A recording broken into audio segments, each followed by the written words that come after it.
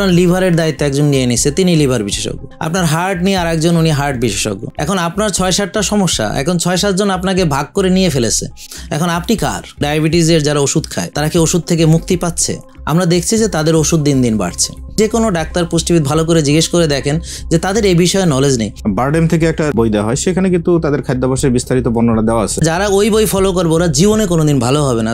আর যারা আমাদের lifestyle follow করছে, এরকম লক্ষ লক্ষ রোগী আছে যাদের ওষুধ ছেড়ে দিয়েছে, ইনসুলিন ছেড়ে দিয়েছে, কারণ তারা এখন সুস্থ, ওষুধ লাগে না। এই জিনিসটা কি আপনার নিজস্ব ক্রিয়েশন নাকি আপনার কোনো প্রাতিষ্ঠানিক ডিগ্রি আছে এটার? একজন ডাক্তার তিনি যদি খাবার সম্পর্কে পরামর্শ দিতে না পারেন, ব্যায়াম সম্পর্কে, ঘুম সম্পর্কে, একজন সার্টিফাইড MBBS ডাক্তার, তাহলে এই বিষয়ে আর কে আছে যে এত ভালো পরামর্শ দিতে পারবে? পুষ্টিবিদদের নিয়ে এটা অভিযোগ যে ডক্টররা পুষ্টির পরামর্শ ভুল দেয় না, অনেকে এটা বলেন। সেক্ষেত্রে আপনি পুষ্টি নিয়ে কাজ করছেন, খাদ্যাভ্যাস নিয়ে কাজ করছেন, একই সঙ্গে আপনি আবার ডিজিজ নিয়েও কাজ করছেন। তো এই জিনিসটা কি আপনার নিজস্ব ক্রিয়েশন নাকি আপনার কোনো প্রাতিষ্ঠানিক ডিগ্রি আছে এটার?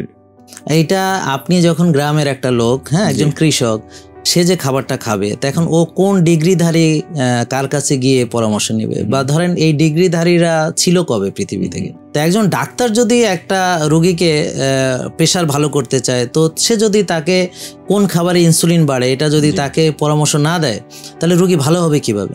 এখন এমন অবস্থা হয়েছে, যেমন ধরেন আপনার লিভারের দায়িত্ব একজন নিয়ে নিছে, তিনি লিভার বিশেষজ্ঞ। আপনার হার্ট নিয়ে আরেকজন, উনি হার্ট বিশেষজ্ঞ। এখন আপনার 6-7টা সমস্যা, এখন 6-7 জন আপনাকে ভাগ করে নিয়ে ফেলেছে। এখন আপনি কার? এটা একটা বিরাট প্রবলেম হয়ে গেছে। আর প্রশ্ন হলো, ব্রেন কি আলাদা নাকি, বা হার্ট কি আলাদা নাকি, লিভার আলাদা নাকি একটা সিস্টেমেরই অংশ? তো এখন যখন একজন এক একটা সিস্টেম আপনার নিয়ে কাজ করছে, তখন যেটা হচ্ছে যে ওভারঅল যেই লোকটা সে কিন্তু সুস্থ হচ্ছে না। এখন বাস্তবতাটা আপনি দেখেন যে যারা ওষুধ খাচ্ছে তারা ভালো হচ্ছে। আপনি তো এই বিষয়ে অনেক আলহামদুলিল্লাহ বহুদিন কাজ করছেন। তো ডায়াবেটিসের যারা ওষুধ খায় তারা কি ওষুধ থেকে মুক্তি পাচ্ছে?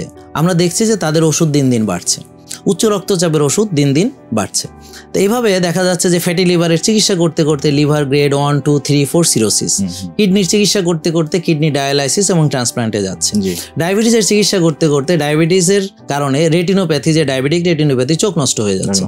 তো ডায়াবেটিসের চিকিৎসা করতে করতে আপনার ডায়াবেটিক নেফ্রোপ্যাথি অর্থাৎ কিডনি নষ্ট হচ্ছে। ডায়াবেটিসের চিকিৎসা করতে করতে আপনার নিউরোপ্যাথি হয়ে যাচ্ছে। তো এখন প্রশ্ন হলো, তাহলে আপনার চিনি কমায় আমার লাভ কি হলো? ওষুধ দিয়ে যে আমরা চিনি কমালাম, লাভটা কি হলো? তা আমার কি কমপ্লিকেশনস থেকে আমি তো বাঁচতে পারছি না।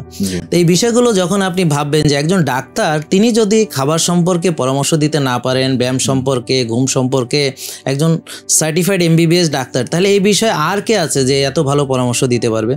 এটা খুবই দুঃখজনক যে মানুষ মনে করে যে একটা MBBS ডিগ্রি, তিনি ডাক্তার হয়েও তিনি খাবার সম্পর্কে বলতে পারবেন না, যেখানে তার চেয়েও আরও অল্প পড়াশোনা করে বা অন্য জায়গায় পড়াশোনা করে, যার হরমোন সম্পর্কে ধারণা নেই, যিনি ইনসুলিন সম্পর্কে জ্ঞান রাখেন না, তারা কোন খাবার ইনসুলিন কি রিলিজ হয় এটা জানেন না, কিন্তু তারা আবার পুষ্টির পরামর্শ দিচ্ছেন। ব্যাপারটা খুব দুঃখজনক। আসলে আপনি পুষ্টিবিদদের কথা বলছেন না? আমি বলছি সবার কথা। যেমন ধরেন আমি যদি ডায়াবেটিসের ডাক্তাররা, কিন্তু সবাই ডাক্তাররা তাকে 6 বেলা খাবার তালিকা দিয়ে দিচ্ছেন, যেমন সকালে রুটি খাবেন।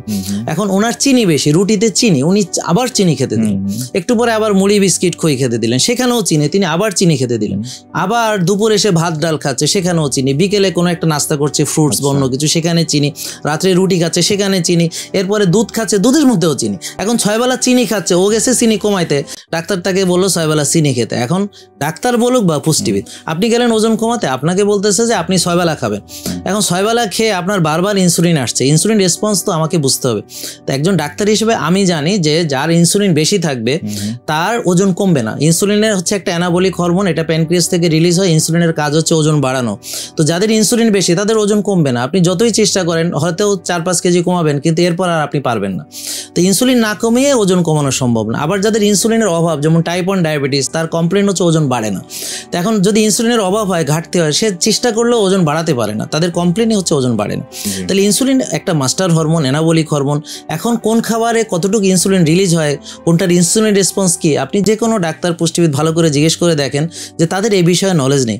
তো এখন আমরা শুধু গ্লাইসেমিক ইন্ডেক্স দেখে, গ্লাইসেমিক লোড দেখে যদি পুষ্টির চার্ট দেই, সে ডায়েটিশিয়ান হোক বা ডাক্তার হোক, সেটা ভুল হবে।